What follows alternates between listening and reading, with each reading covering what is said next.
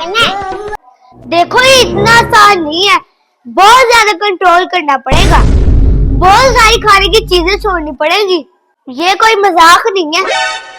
अब हम सब करने के लिए तैयार हैं, जिम तो हमने जाना ही है। चलो एक काम करते हैं, एक दिन तुम्हारा कंट्रोल चेक करते हैं। जी बताइए क्या क्या कंट्रोल करना पड़ेगा, मैं सब करने के लिए तैयार हूँ। तुम्हें शुगर कम करनी पड़ेगी, चिकनाई कम करनी पड़ेगी, और सबसे इम्पोर्टेंट चीज तुम्हें सब्र करना पड़ेगा। Okay done. चलो ठीक है, शाम को मिलते हैं। ओके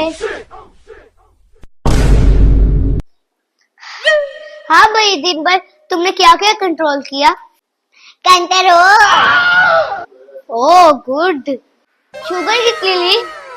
1 चम्मच भी नहीं, बल्कि उसकी जगह 10 रसगुल्ले खाए। चिकना तो नहीं खाया था? मैंने 1 नहीं 5 पूरियां खाई, वो भी जो कि अच्छी तरह। सब्र तो पूरा ही किया होगा। सब्र का तो पूछिए ही मत। मैंने दिन भर आपकी बहन की तस्वीर अपने सामने रखकर देखते रहे और एक भी अल्फाज बुरा नहीं बोला। इस बारे में कल बात करेंगे।